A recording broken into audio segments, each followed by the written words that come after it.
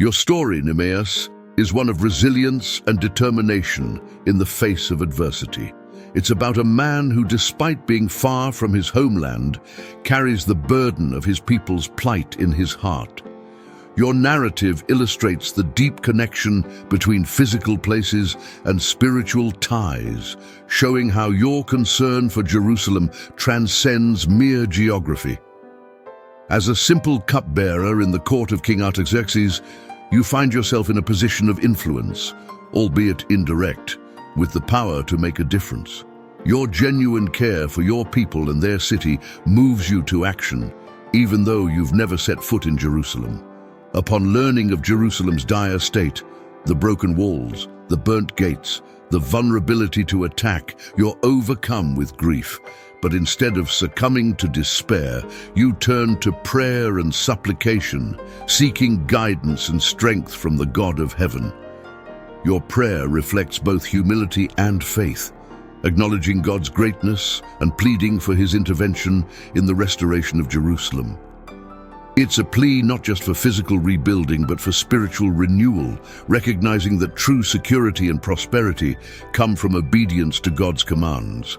Your story resonates with anyone who has felt a deep connection to their roots, who has carried the weight of their people's struggles, and who has sought divine guidance in times of need. It's a reminder that even the most unlikely individuals can become instruments of change when motivated by compassion and driven by faith. Your prayer reflects a deep understanding of your people's history and relationship with God, acknowledging both their failures and God's promises of redemption. You appeal to God's covenant with Moses, recognizing the consequences of disobedience, but also the hope of restoration for those who turn back to him in repentance. As the king's cupbearer, you held a position of trust and influence in the royal court. Your responsibility went beyond tasting wine. You were a confidant to the king, someone he relied on for counsel and honesty. When the king noticed your sadness, it was a risky moment, as displaying such emotions in the royal court was typically frowned upon.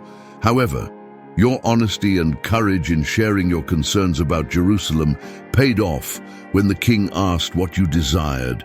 Your response demonstrated both humility and strategic thinking.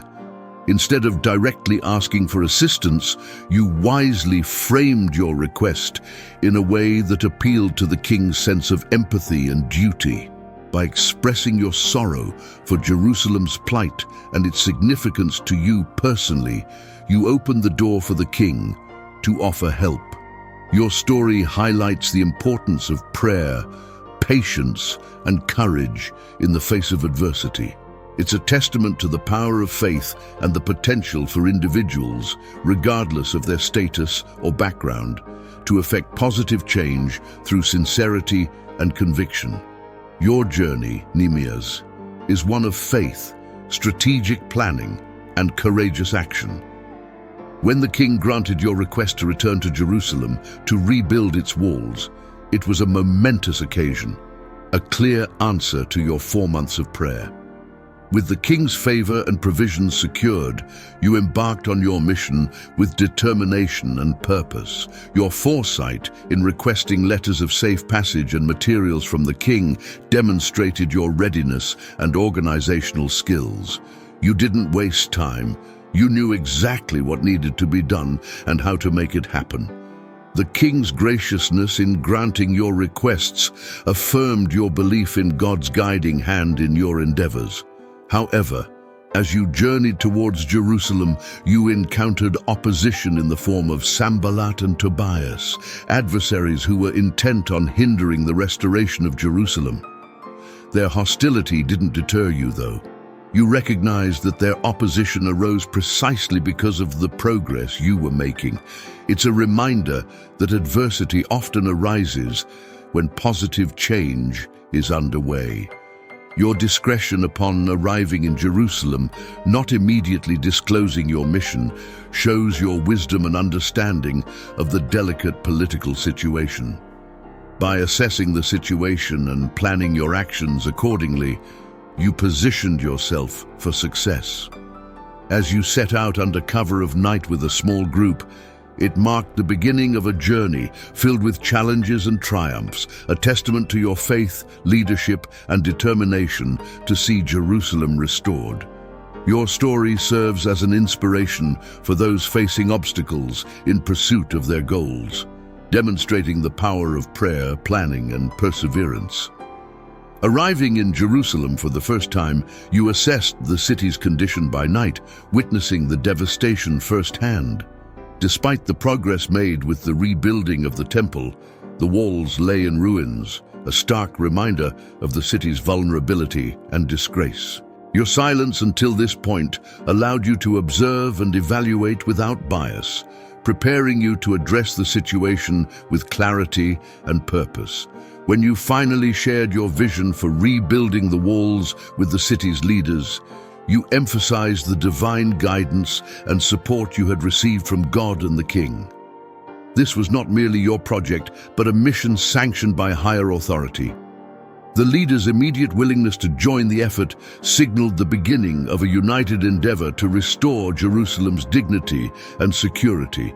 Yet opposition arose swiftly from figures like Sanballat, Tobias, and Gesem, who mocked and scorned your efforts, questioning your loyalty to the king and undermining your authority. Despite being fellow citizens of Jerusalem, they chose to ridicule rather than support your cause, betraying their own people in the process. Their mockery and skepticism only fueled your determination, reinforcing your conviction that this was indeed God's work. Their derision may have stung, but it also galvanized your resolve to press forward in the face of adversity, trusting in God's providence and ultimate victory. The fact that Sanballat and Tobias questioned whether you were rebelling against the Persian king revealed their ignorance and arrogance. They underestimated the power of God and disregarded his favor upon your mission, solely focusing on the earthly authority of the king. Their disbelief in the strength of divine support was evident in their mocking tone and skepticism. Your response, declaring reliance on the God of heaven for success, exemplified your unwavering faith and determination. You affirmed that the work was dedicated to God's glory and that those who opposed it had no claim to Jerusalem or its restoration. Despite the ridicule and opposition, you pressed on with the task at hand, inspiring others to join in the effort. The repairs to the city gates, especially the consecration of these structures, underscored the spiritual significance of the rebuilding process. Every individual's contribution was vital, regardless of their background or profession. Even those who initially hesitated or doubted their abilities eventually joined the effort, demonstrating unity and commitment to the common goal. However, the ridicule and scorn from Sanballat and Tobias persisted, even escalating as the rebuilding progressed. Their mocking remarks aimed to undermine morale and instill doubt in the minds of the workers. Yet their taunts only fueled your determination and resolve to see the project through to completion. Despite the challenges and opposition you faced, you remained steadfast in your faith and leadership, rallying the people to overcome obstacles and persevere in the face of adversity. Your story serves as a powerful reminder of the importance of trusting in God's strength and remaining resolute in the pursuit of his purposes, regardless of the opposition encountered along the way. In the face of threats and opposition, you turned to God in prayer, seeking his guidance and protection. Your prayer reflected both your reliance on God's strength and your determination to overcome the challenges before you. You recognized the seriousness of the situation and took proactive measures to defend against potential attacks, establishing a vigilant watch day and night. Your unwavering faith in God's promises and your commitment to the task at hand served as a beacon of hope and determination for the people. Despite the relentless efforts of your enemies to sow confusion and discord, you remained steadfast in your resolve to see the work through to completion. Your actions spoke volumes, demonstrating not only your trust in God, but also your willingness to labor tirelessly for his cause. By maintaining constant vigilance and refusing to be deterred by fatigue or fear, you sent a clear message to both your allies and adversaries alike. God is with us, and His work will not be hindered. However, internal challenges also arose as the people of Judah grew weary and discouraged in the face of adversity. Their physical and emotional exhaustion threatened to derail the project, highlighting the delicate balance between perseverance and despair. Yet even in the midst of fatigue and uncertainty, you remained resolute, rallying the people to press on despite the obstacles they faced. Your leadership in times of trial exemplified the importance of faith, perseverance, and unity in overcoming adversity.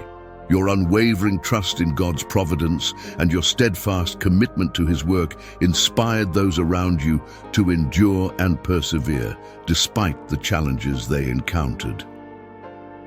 The task was not yet finished.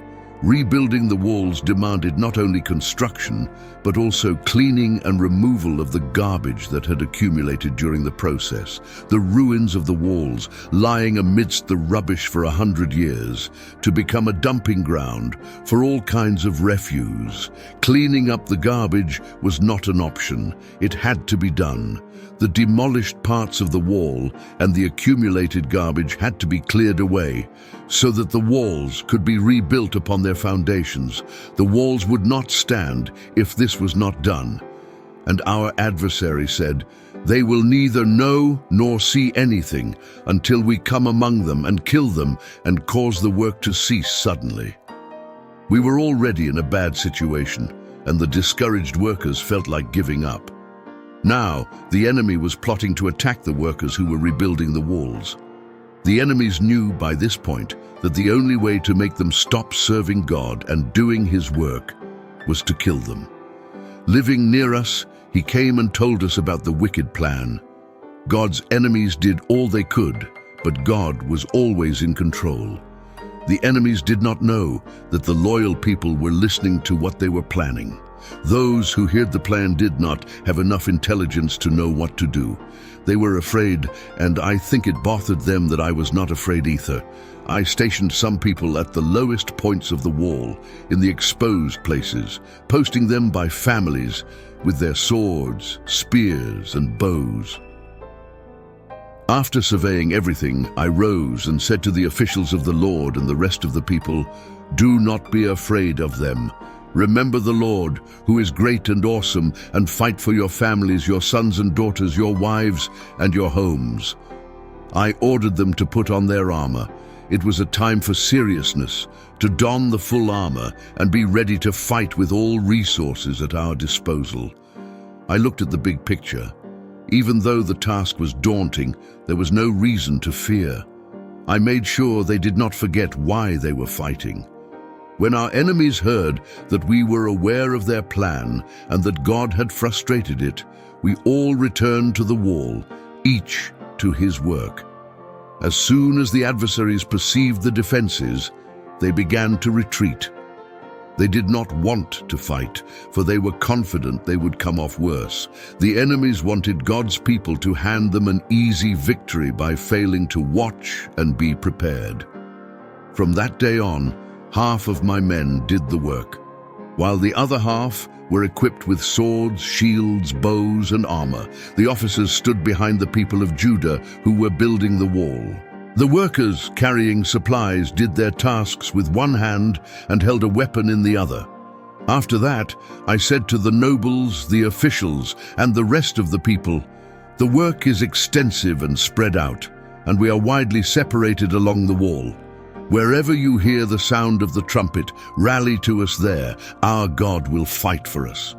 Furthermore, I instructed that each man and his helper should stay within Jerusalem at night, so they could serve as guards for us at night and as workers during the day. Neither I, nor my brothers, nor my men, nor the guards with me took off our clothes. Each had his weapon, even when going for water. But then the men and their wives raised a great outcry. Some said, "We and our sons and daughters are numerous. In order for us to eat and live, we need grain." Others said, We are mortgaging our fields, our vineyards, and our homes to get grain during the famine. We had to borrow money to pay the king's taxes on our fields and vineyards. My story isn't about money, yet financial problems directly affected the rebuilding work. People faced financial issues because they worked hard on the walls and didn't dedicate the same time to meet their families' needs. People faced financial problems because there was a famine that made food more expensive, so expensive that some mortgaged their properties to provide food. People faced financial problems because the government continued to tax them, even though they weren't working as much and the cost of living was rising. These taxes weren't the fault of those who paid them. Neither I nor the people acted as if these taxes were unfair, yet they were a burden. People were struggling to keep up with expenses as the loans they had taken out to balance the books carried interest, and some had stopped paying their debts. As a result, some people were forced to give their children to creditors to work as servants to pay off their debts. The wealthy were using the crisis as an opportunity to profit from the less fortunate, charging interest rates of 12% per year. If my people and I didn't find a way to do what God wanted us to do regarding our money and financial problems, God's work would have stopped without a single arrow being shot by God's enemies. So I called a great assembly to address them and said, as best I could, "We have bought back our fellow Jews who were sold to the Gentiles. Now you are selling your own people, only for them to be sold back to us." They were silent because they could find nothing to say. My comrades and I began to lend money and grain to the locals, and I ordered the nobles to stop charging interest. I instructed them to return their fields, vineyards, olive groves, and houses, along with the interest they were charging them. They all agreed and said, "We will give them back and will not demand anything more from them. We will do as you say." So I called the priests and made the nobles and officials swear to uphold what they had promised. I also shook out the folds of my robe and said, "May God shake out of their house and possessions anyone who does not keep this promise. May such a person be shaken out and emptied." With that, the whole assembly said Amen and praised the Lord, and the people did as they had promised. My appointment as governor of Judah soon followed, although neither I nor my brothers ever took the governor's food allowance. The previous governors heavily taxed the population, demanding 40 shekels of silver from them, in addition to the usual quotas of food and drink. Resistance also came from within the people, but out of reverence for God, I did not act in the same way. Instead, I devoted myself to the work on this wall, and all my men were gathered there for the work. We did not acquire any additional land, and there were 150 Jews and officials dining at my table every day. 1 ox, 6 choicest sheep, and birds were prepared for me, and every 10 days a plentiful supply of all kinds of wine was provided.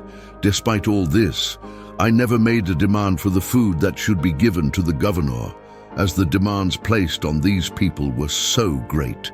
Now what happened when Sanballat, Tobiah, Geshem, the Arab, and the rest of our enemies heard that I had rebuilt the wall and that there were no more breaches in it, although at that time I had not yet set up the doors in the gates? Then Sanballat and Geshem sent me this message, "Come, let's meet together among the villages in the plain of Ono." But they intended to harm me. I could see beyond the outward appearance, so I sent messengers to them saying, "I am doing a great work so that I cannot come down.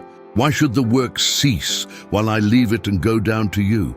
But they sent me this message 4 times, and I replied to them in the same way, using discernment. Not only would I escape their trap, I wouldn't even be distracted from my work.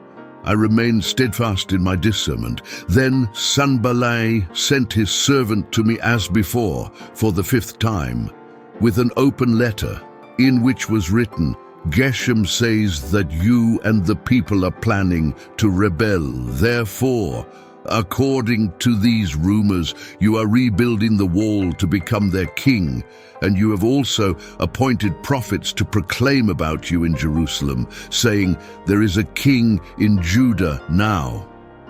These matters will be reported to the king, so come, let's consult together." So I sent him back, saying, "Nothing of what you say is being done. You are inventing it in your own heart." Then everyone was trying to intimidate us, saying that our hands would weaken in the work and that it would not be completed. Now, therefore, O God, strengthen my hands. I did not mount an elaborate defense trying to prove Geshem wrong point by point. I will not waste my time trying to satisfy men like Sanballat with facts, explanations, and evidence. You satisfy them by giving in to their demands, and I refuse to do that. Sanballat would not be defeated by being called a liar.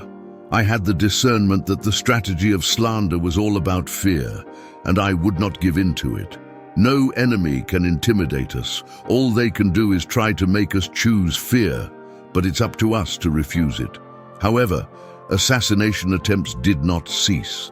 When I entered the house of NEEMIAH, who was confined at home, he said, "Let's meet and seek refuge together in the house of God, inside the temple, and let's close the temple doors, for they are coming to kill you, and they are coming to kill you at night." But I said, "Should such a man as I flee? Should someone like me go into the temple to seek refuge, to save his life? I will not go." NEEMIAH may have tried to instill fear in me and convince me to disobey God as a result of that fear. The temple was forbidden to all who were not priests, which included me. If I followed NEEMIAH's advice, I would be disobeying God and sinning against him. I concluded that God did not send him, but that the enemy commissioned him to make a prophecy against me. He had been hired to intimidate me so that I would commit a sin by doing so, and then they would give me a bad name to discredit me. When word spread that the wall had been completed, the neighboring countries were seized with fear and lost confidence, knowing that it had been built with the help of our God. The amount of time needed to complete the task was surprisingly short. After having fallen into disuse over a century before, the walls were rebuilt in just 52 days. Why wasn't the work done in the more than 100 previous years? It wasn't because no one saw the problem. It wasn't because the walls weren't wanted. The destruction of the walls of Jerusalem was witnessed by many, and everyone knew how it affected the city's residents. However, no one ever outgrew the desire for Jerusalem to still have walls. When the wall was finished, their enemies became very discouraged. It's glorious to discourage the enemies of God's people and leave them disheartened for a while. Our enemies were discouraged not only because the wall was finished, but especially because it was evident that God did the work. A strong and secure Jerusalem was a witness to the neighboring nations. However, the nobles of Judah had no problem being friends with such a man because he had family ties to many in the tribe of Judah. Additionally, the nobles of Judah were sending many letters to Amar, our enemy, opposing the wall, and Tobias's responses kept coming to them. Many in Judah were under oath to him. They kept reporting to him their good deeds, and then telling him what I had said. Tobias's letters were meant to intimidate me. After the wall was rebuilt and I put the gates in place, the gatekeepers, musicians, and Levites were appointed.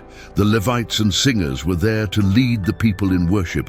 The city walls were not rebuilt so that the people of Jerusalem could admire their wonder.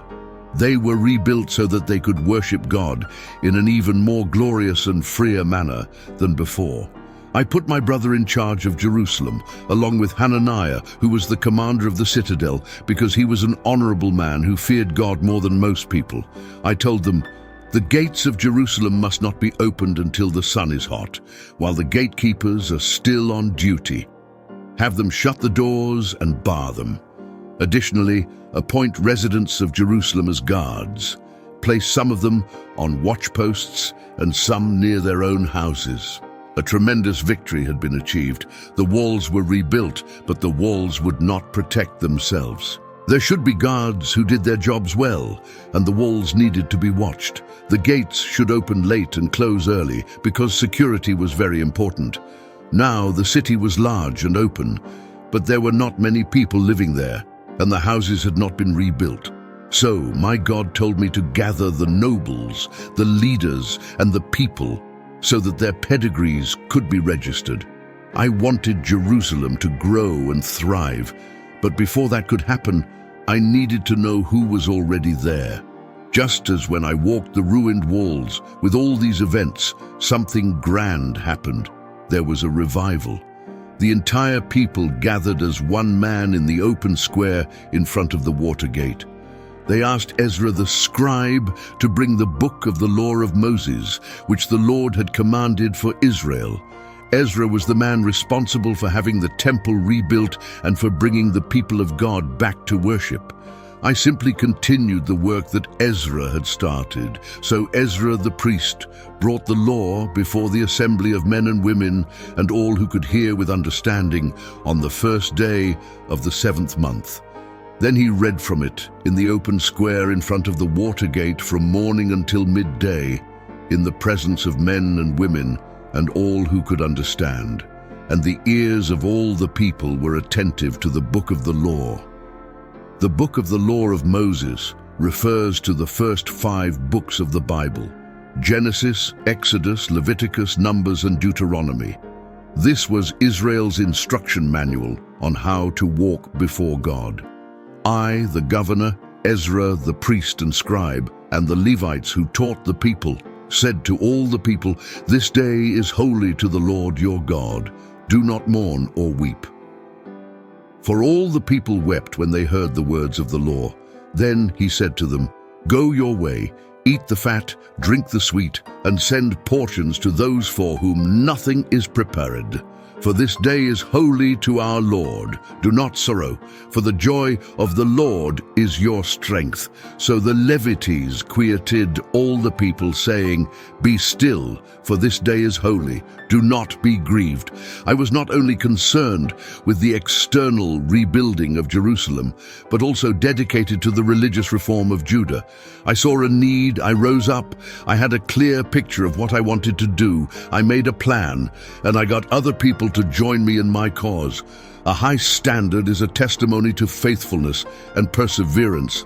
I lived far from home, but I never stopped hoping that I could return. I spent most of my life in exile, in a country where people did not believe in God, but I never stopped believing in the God of Abraham, Isaac, and Jacob. I was a prayer warrior who brought everything to God in prayer and prayed for my people. I was honored for my hard work and persistence. I cared so much for my people that I never stopped hoping for their return, not only to our country, but to the God who first called our ancestor Abraham from the same region and made a covenant with him, a covenant that I believed would endure forever. My name is Nehemiah, and this is my story.